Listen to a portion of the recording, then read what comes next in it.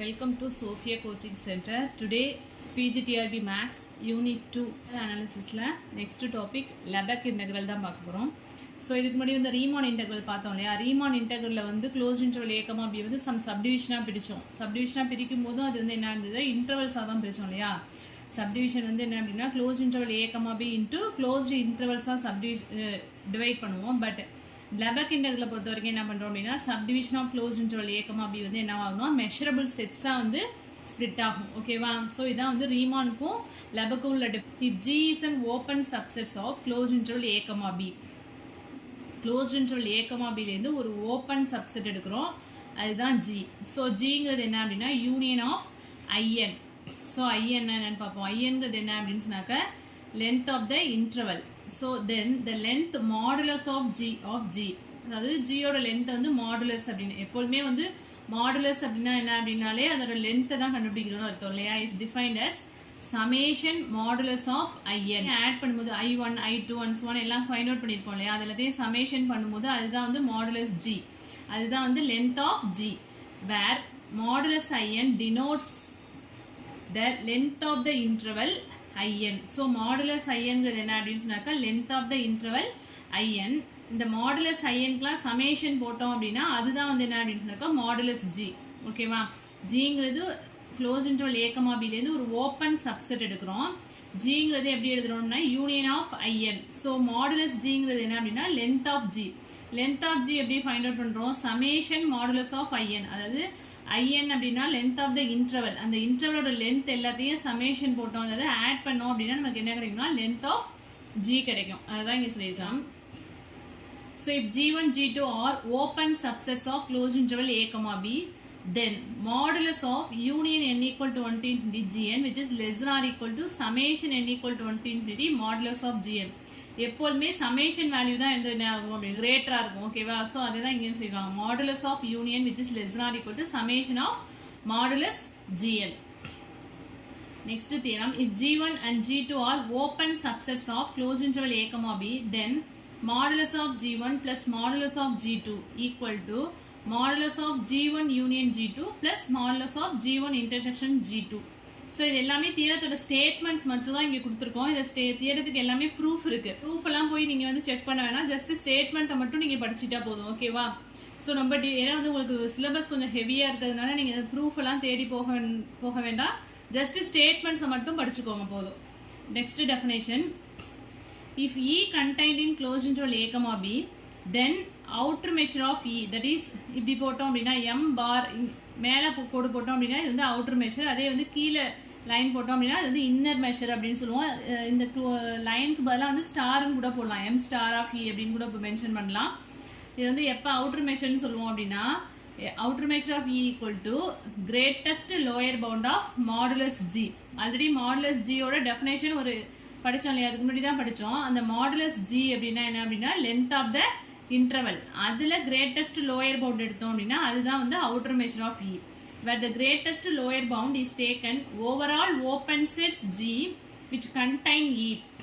So greatest lower bound வந்து எதுக்கு எடுக்கிறோம் அப்படின்னா ஓவரால் ஓப்பன் செட்ஸ் இருக்கு இல்லையா, ஜியில் உள்ள எல்லா ஓப்பன் செட்ஸுக்கும் விச் கண்டைன் இ, ஈல கண்டைன் ஆயிருக்க எல்லா ஓப்பன் செட்ஸுக்கும் கிரேட்டஸ்ட் லோயர் பவுண்ட் எடுத்தோம் அப்படின்னா அதுதான் வந்து என்ன அப்படின்னா அவுட்டர் மெஷர் ஆஃப் இ. ஓகேவா.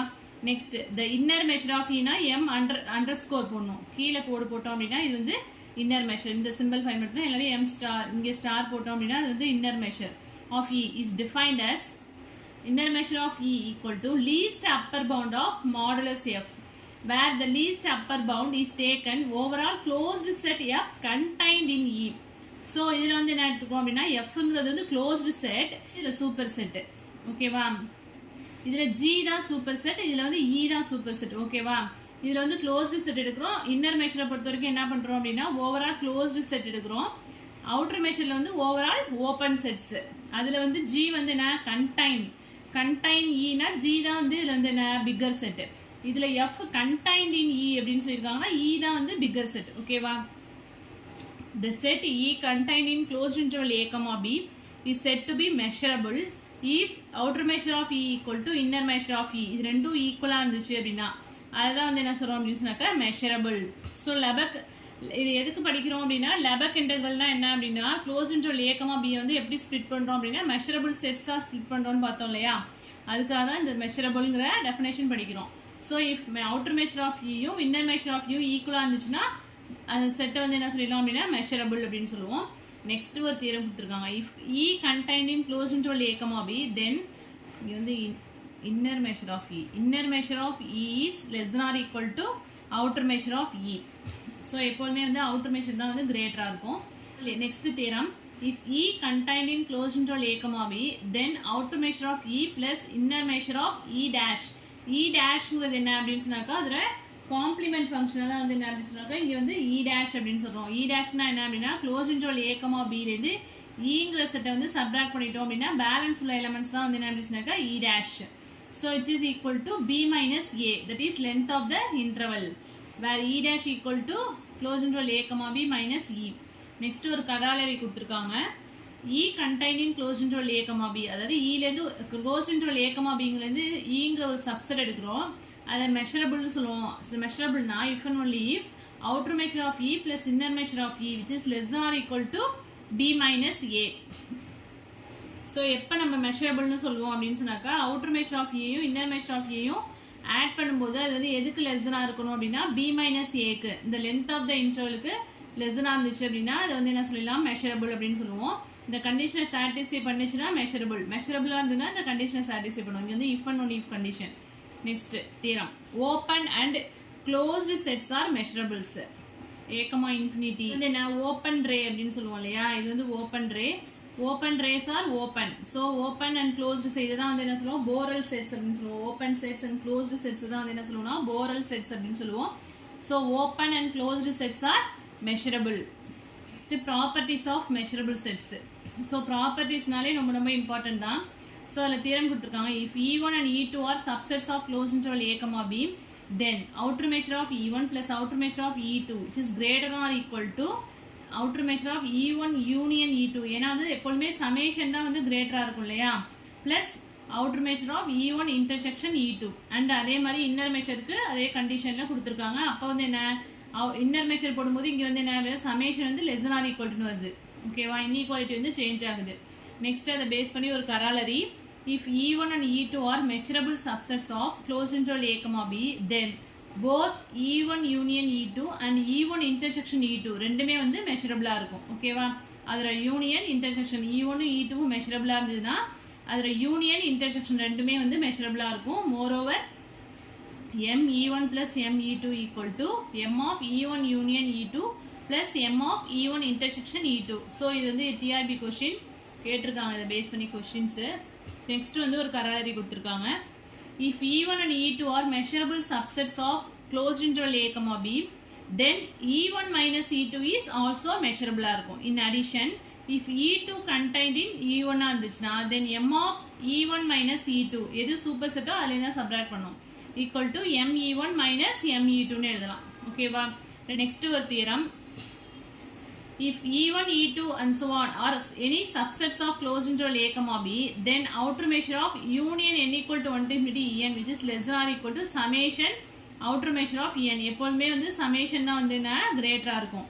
அதே union 1 to infinity en which is greater than or equal to summation 1 to infinity inner measure of en. So next வந்து கராலரி கொடுத்துருக்காங்க. If e1, e2 are any measurable subsets of closed interval a, b then union n equal to 1 to infinity en is measurable and m of union 1 to infinity en which is less than or equal to summation 1 to infinity m of en. So always summation value தான் வந்து எப்பொழுதுமே கிரேட்டராக இருக்கும். moreover intersection n equal to 1 to infinity en is measurable. அதில் இன்டர்செக்ஷனும் வந்து என்னவா இருக்கும் அப்படின்னா மெஷரபிளாக இருக்கும்.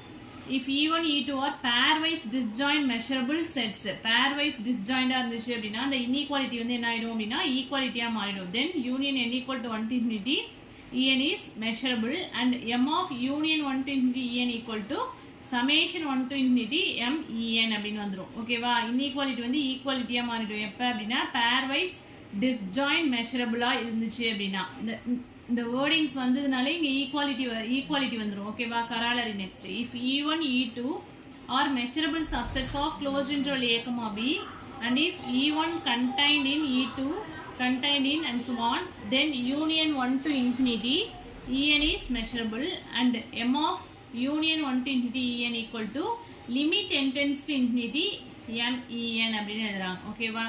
ஸோ இந்த condition E1 contained in E2 contained in இருந்துச்சு அப்படின்னா அதில் யூனியனும் வந்து என்ன இருக்கும் அப்படின்னா மெஷரபிளாக இருக்கும். ஸோ எம் ஆஃப் யூனியன் வந்து எப்படி எழுதலாம், limit n tends to infinity MEN அப்படின்னு எழுதலாம். அதே மாதிரி கராலரி கொடுத்துருக்காங்க. அதே மாதிரி இன்டர்செக்ஷனுக்கும் same corollary. Next note, for any interval I mi equal to limit of I, measure of I வந்து எப்படி எழுதலாம், லிமிட் ஆஃப் ஐன்னு எழுதலாம். அதே மாதிரி outer measure of empty set போட்டோம் அப்படின்னா 0 and A contained in B இருந்ததுன்னா outer measure of A less than or equal to outer measure of B. Outer இது வந்து என்ன அப்படின்னாக்கா லென்த் ஆஃப் த இன்டர்வல்.